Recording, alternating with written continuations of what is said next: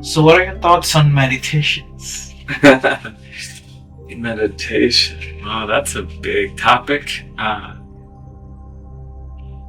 The word meditation has a weird rep these days. And it depends like who you talk to, right, in terms of the impressions people get of what it is.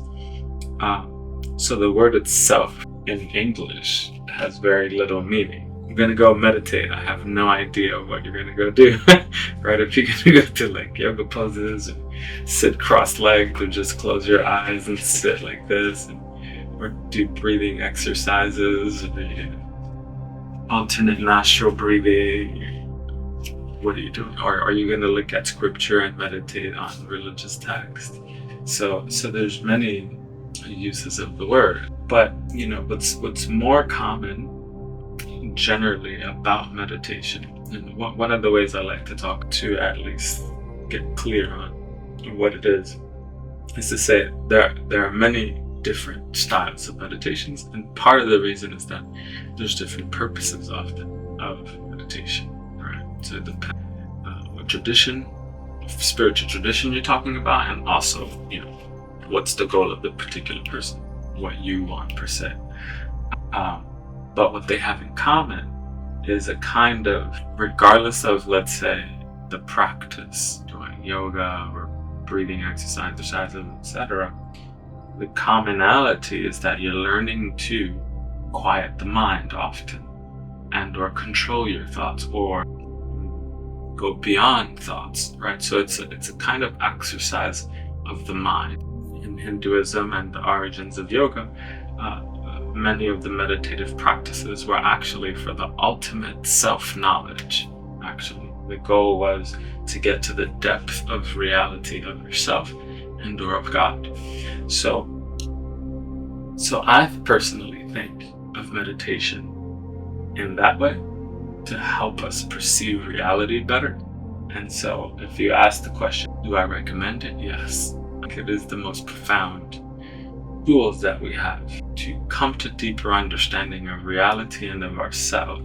Because if you, for example, hear some of the people, some gurus talk about meditative practice, they warn you sometimes of the kinds of things that could be awakened in because of meditation. Sometimes they discourage you against that because it could be a distraction to the ultimate spiritual goal, which is like knowledge of the highest, right?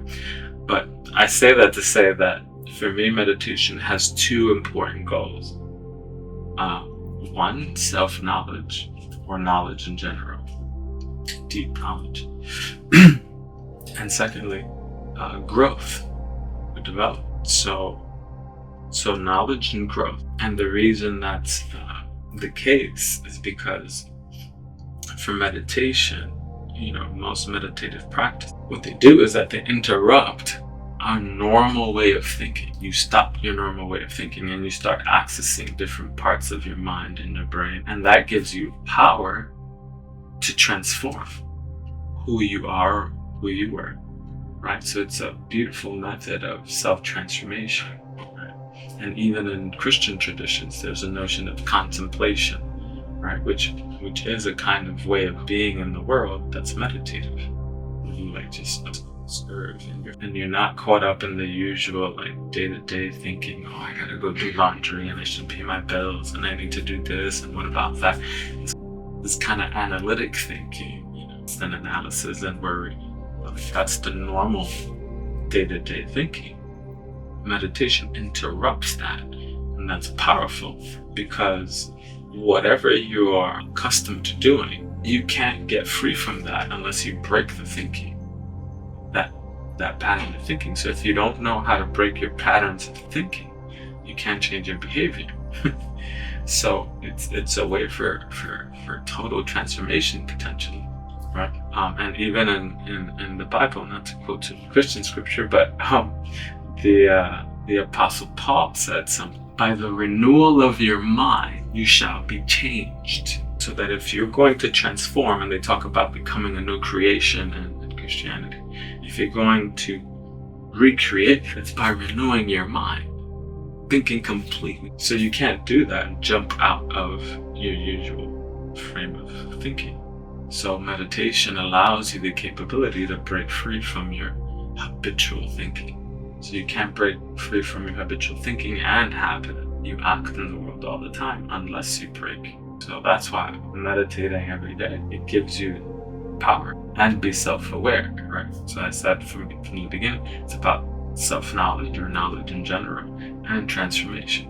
For example, just to finish the thought, there's so many times because I was sitting meditating, I became aware that's the problem, or that's the issue, or that's my block. Became aware of something that if I hadn't been sitting there really focused, I might have not seen the deeper issue, right? If you get angry, it might be a meditation that will hit you like, that's what it was. So it's a way to connect, a way that we can connect to ourselves in a deeper way. So yeah, be self-aware and go beyond our sort of limited habitual thinking. Some people might call that the ego as well. The other conversations we were having about, attachment, right? And all of that. How do you come love or even love yourself? You have to go beyond the thoughts that are preventing that from being the case. Preventing you from being loving to others or toward yourself is your thoughts. So if you don't know how to go beyond those thoughts, you'll never achieve